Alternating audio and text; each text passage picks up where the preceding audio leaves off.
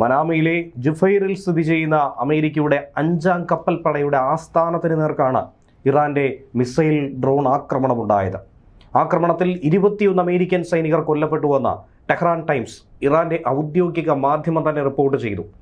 America Israel സംയുക്ത ആക്രമണത്തിനുള്ള കൃത്യമായ മറുപടി, കനത്ത പ്രത്യാക്രമണം എന്ന രീതിയിലാണ് ഇറാൻ ഇതിനെക്കുറിച്ച് അവകാശപ്പെട്ടത്.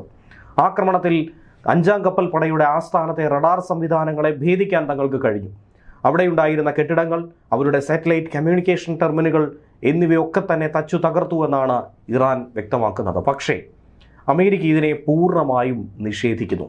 കാരണം ഈ ആക്രമണം നടക്കുന്ന സമയത്ത് സൈനികരെല്ലാവരും ബങ്കറിലായിരുന്നുവെന്നും മരണമൊന്നും തന്നെ നിലവിൽ റിപ്പോർട്ട് ചെയ്യപ്പെട്ടിട്ടില്ല എന്നാണ് ഔദ്യോഗികമായി പുറത്തുവിട്ട വിശദീകരണം. ആക്രമണത്തിൽ കപ്പൽപ്പടയുടെ ആസ്ഥാനത്തെ റഡാർ സംവിധാനങ്ങൾ, കെട്ടിടങ്ങൾ, മറ്റ് സാമഗ്രികൾ, സാധന സംവിധാനങ്ങളൊക്കെ തന്നെ തകർന്നുവെന്ന് ഇറാൻ പറഞ്ഞു. ഇക്കാര്യത്തിൽ ഒരു മറുപടി അമേരിക്കയുടെ ഭാഗത്തു നിന്നും ലഭിച്ചിട്ടില്ല. ഫെബ്രുവരി 28-ാം തീയതി ഇസ്ലാമിക് റവല്യൂഷണറി ഗാർഡ് കോർപ്സ് സമാനമായ രീതിയിൽ അമേരിക്കയുടെ നാവിക സേനയുടെ 5ാം കപ്പൽപ്പട ആസ്ഥാനത്തിന് നേർക്കൊരു മിസൈൽ ആക്രമണം നടത്തി. അതിൻ്റെ പ്രത്യാക്രമണമായിരുന്നു, മറുപടിയായിരുന്നു മാർച്ച് 6-ാം തീയതി ഇന്ത്യൻ മഹാസമുദ്രത്തിൽ വെച്ച് ഇറാന്റെ യുദ്ധക്കപ്പലിനെ അമേരിക്കൻ അന്തർവാഹിനി ആക്രമിച്ച് തകർത്തത്. ഐറിസ് ദേന നമുക്കറിയാം. ബഹ്റിനിലെ അമേരിക്കൻ നാവികസേന ആസ്ഥാനത്തിന് നേരെ ബലിസ്റ്റിക് മിസൈലുകളും ഷഹീദ് 136 എന്നീ ഡ്രോണുകളും ഉപയോഗിച്ചായിരുന്നു ഇത്തവണ ഇറാൻ നടത്തിയ ആക്രമണം. ഈ ആക്രമണത്തിനുള്ള തിരിച്ചടി നിങ്ങൾക്ക് പ്രതീക്ഷിക്കാമെന്ന് അമേരിക്ക മുന്നറിയിപ്പ് നൽകുന്നു. സൈനികർ സുരക്ഷിതമാണ്, മരണം സംഭവിച്ചില്ല എന്ന് അമേരിക്ക പറയുമ്പോഴും അവരുടെ സാറ്റലൈറ്റ് കമ്മ്യൂണിക്കേഷൻ ടെർമിനലുകൾ അടക്കം, സർവീസ് കെട്ടിടങ്ങളടക്കം തകർന്നു കിടക്കുന്ന ഉപഗ്രഹ ചിത്രങ്ങൾ ഇതിനോടകം തന്നെ പുറത്തു വന്നിട്ടുണ്ട്.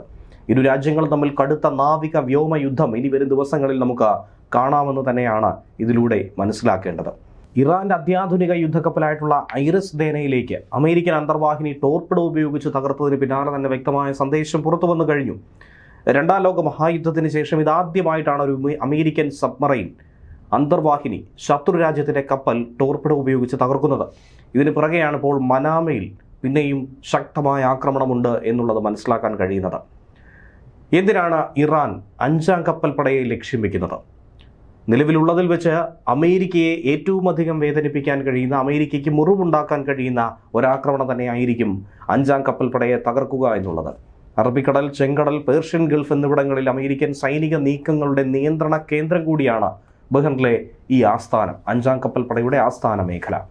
ഏകദേശം 8300 സൈനികരാണ് ഇവിടെയുള്ളത്.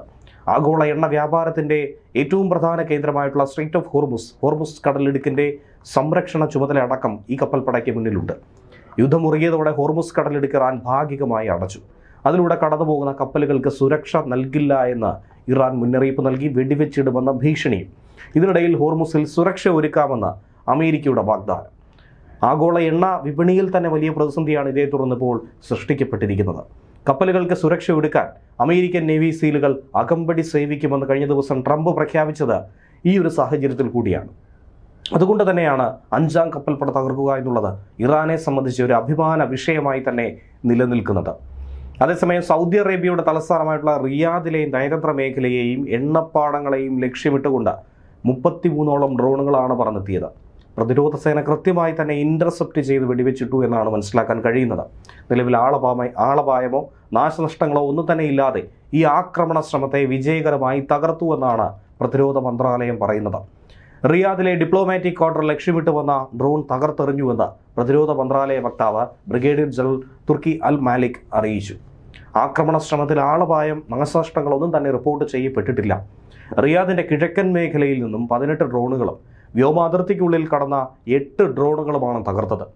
നഗരത്തിന്റെ വിവിധ ഭാഗങ്ങളിൽ ലക്ഷ്യമിട്ടെത്തിയിട്ടുള്ള മറ്റ് 6ഓളം ഡ്രോണുകളെ വെടിവെച്ചിടാൻ കഴിഞ്ഞു. റുബുൽ ഖാലി മേഖലയിലൂടെ ഷൈബ എണ്ണപ്പാടം ലക്ഷ്യമിട്ട് നീങ്ങിയ ഡ്രോണും സൈന്യം തകർത്തെറിഞ്ഞിട്ടുണ്ട്. ശനിയാഴ്ച അൽ ഖർജിലെ അമീർ സുൽത്താൻ എയർബേസ് ലക്ഷ്യമിട്ട് തൊടുത്തുവിട്ട 2 ബലിസ്റ്റിക് മിസൈലുകൾ പ്രതിരോധ സേനയ്ക്ക് തകർക്കാൻ കഴിഞ്ഞു. മറ്റൊരു മിസൈലാകട്ടെ വെന്നുപതിച്ചു. അത് ജനവാസ മേഖലയിലായിരുന്നു എന്നാണ് മനസ്സിലാക്കാൻ കഴിയുന്നത്. സൗദിയുടെ ആഭ്യന്തര സുരക്ഷയും സാമ്പത്തിക കേന്ദ്രങ്ങളും ലക്ഷ്യമിട്ട് ഇറാൻ ഇങ്ങനെ ഒരു ആക്രമണം നടത്തുന്നത് രാജ്യത്തിന് നേർക്കുള്ള ആക്രമണമായി തന്നെയാണ് നോക്കിക്കാണുന്നത്. ഇത്തരം പ്രകോപനങ്ങളെ ശക്തമായി തന്നെ നേരിടുമെന്ന് പ്രതിരോധ മന്ത്രാലയം പറയുന്നു. ഈ ഘട്ടത്തിൽ കൂടിയാണ് മെഡിറ്ററേനിയൻ മേഖലയിൽ അമേരിക്കൻ നാവികസേനയുടെ 3ാമത്തെ വിമാനവാഹിനി കപ്പലായി USS ജോർജ് H.W. ബുഷിനെ ഇറക്കിയിരിക്കുന്നത്. നിലവിൽ ഈ മേഖലയിൽ 2 വിമാനവാഹിനി കപ്പലുകളുണ്ട്. അത് ഒന്ന് USS എബ്രഹാം ലിങ്കണും രണ്ടാമത്തേതായി USS ജെറാൾഡ് ആർ ഫോർഡുമാണ്. അതിനൊപ്പമാണ് USS ബുഷും ചേരുന്നത്. അമേരിക്കയുടെ പോരാട്ട സേനയ്ക്കായി പ്രവർത്തിക്കാൻ സജ്ജമാക്കുന്ന composite training unit exercise Bush ഈ അടുത്തായി വിജയകരമായി പൂർത്തീകരിച്ച ഒരു വിഷയം തന്നെയാണ്. അമേരിക്കൻ നാവികസേനയുടെ കരുത്തുറ്റ സൂപ്പർ കാരിയറുകൾ ഒന്ന് തന്നെയാണ് ബുഷ്. ജെറാൾഡ് ആർ ഫോർഡ് ഹൈഫയിൽ നങ്കൂരമിട്ട ശേഷം കഴിഞ്ഞ വ്യാഴാഴ്ച സൂയിസ് കനാൽ മുറിച്ചു കടന്നിപ്പോൾ ചെങ്കടലിലെത്തി നിലയുറപ്പിച്ചു. ഇറാനുമായിട്ടുള്ള യുദ്ധത്തിൽ ഹൂതികൾ ഇടപെടാൻ ശ്രമിച്ചാൽ അവർക്കെതിരെ കനത്ത പ്രതിരോധം തീർക്കാൻ ആക്രമണം നടത്താൻ സജ്ജമായി തന്നെയാണ് ഫോർഡ് അവിടെ തുടരുന്നത്. ജിബ്രാൾട്ടർ കടലിടുക്ക് വഴിയാണിത് മെഡിറ്ററേനിയൻ മേഖലയിലേക്ക് കടന്നത്. അതേസമയം എബ്രഹാം ലിങ്കൺ ആകട്ടെ നിലവിൽ ഗൾഫ് മേഖലയിൽ നിലയുറപ്പിച്ചിട്ടുണ്ട്. ലിങ്കൺ സ്ട്രൈക്ക് ഗ്രൂപ്പ് തെക്കുകിഴക്ക് ഭാഗത്തു നിന്നും ഇറാനുമേൽ സമ്മർദ്ദം ചെലുത്തി ആ രാജ്യത്തിൻ്റെ നാവിക പ്രഹരശേഷി തന്നെ കുറയ്ക്കാൻ സഹായിക്കും. മേഖലയിൽ 3ാമത്തെ വിമാനവാഹിനി കപ്പൽ കൂടിയായിട്ടുള്ള ബുഷ് എത്തുമ്പോൾ മെഡിറ്ററേനിയൻ ഗൾഫ് മേഖലകളുടെ സൈനിക ആധിപത്യം ഉറപ്പിക്കാൻ തന്നെയാണ് അമേരിക്ക ലക്ഷ്യമിടുന്നത്. മലയാളി വാർത്താ plus, like, share and subscribe.